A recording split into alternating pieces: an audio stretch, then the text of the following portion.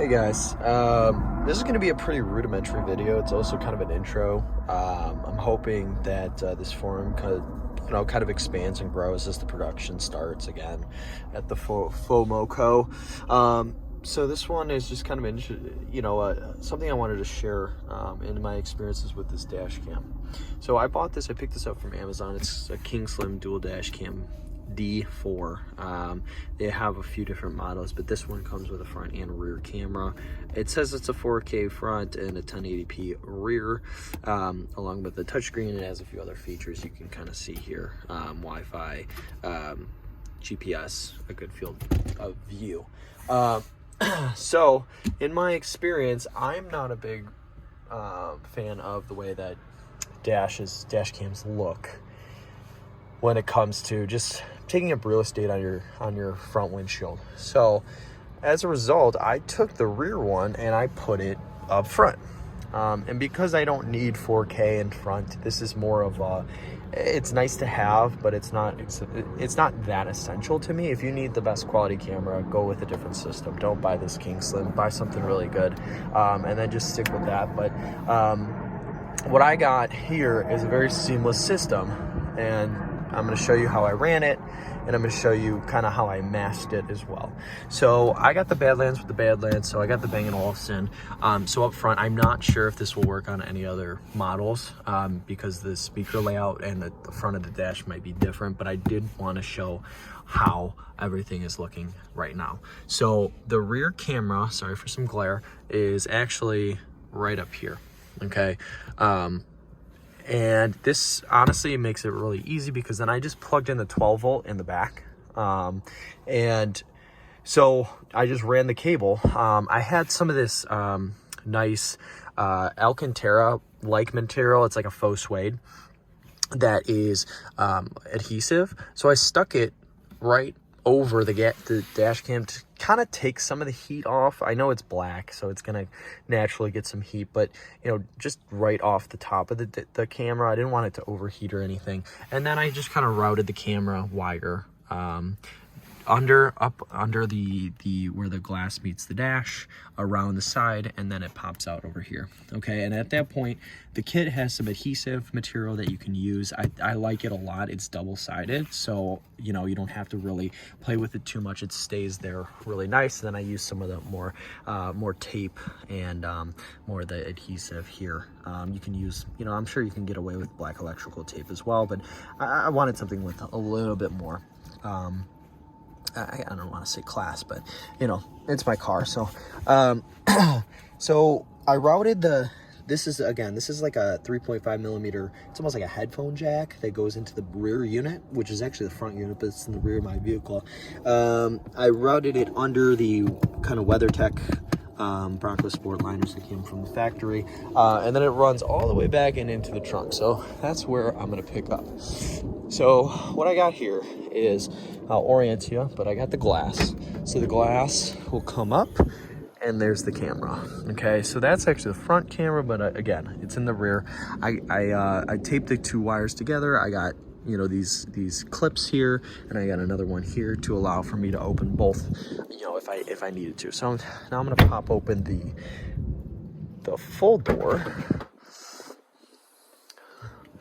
And this is how I have it arranged. So I'm pretty happy with how this turned out. I'm still figuring out the cable management system. I'm thinking I'm just gonna leave it like this because no one's gonna really tell. But this is the extra cable from the front camera that it runs up and it plugs into the camera, the front module, which I just stuck on the rear glass. Okay, I'm actually gonna hop in here so I can show you guys exactly what I'm talking about when I go to close this. So it's gonna get a little dark in here, but I just wrapped this cable around here, the excess wire from the 12 volt here, which turns on when the car turns on, and then I just wrapped the excess cable here, wrapped it around. This is some electrical tape. I'm sure you can find a better management system, but I think it looks pretty clean, and it doesn't block any visibility when you look at your rear view mirror. So this is power to the unit, and then this is the rear camera. Again, like I said, it's like a 3.5mm headphone jack, and then this is a touchscreen. Touchscreen's not on because car's not on, but it will turn on. It'll make a chime, and you can kind of go through your videos and all that stuff when you hook up the app to it. The app's a little rudimentary. Again, whoever it is in charge of the app has been updating it quite frequently, so I'm hoping it becomes better and better over time. So, you know, that's just my experience. And now I'm going to show you kind of from the front view how it looks, because again, that was a big thing for me. I didn't want anything hanging down and around. And so it's a little dark, but let me see if I can zoom in for you. That's it from the front. So I got it pretty good. It may be a little off, but you know, it doesn't affect the video at all, and it's a pretty wide angle camera, as I showed before.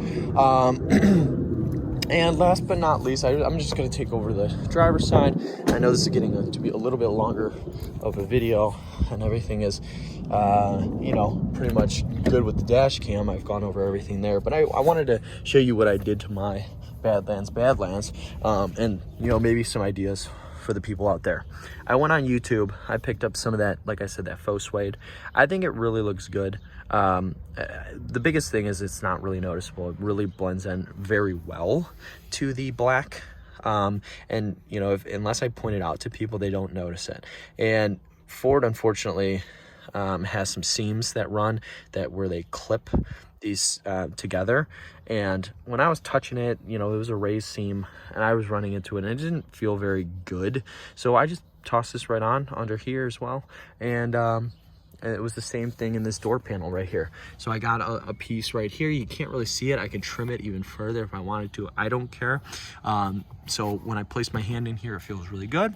My knee rests up against this panel right here, my left knee, and I just decided to put a piece here, and then the same thing with my right knee.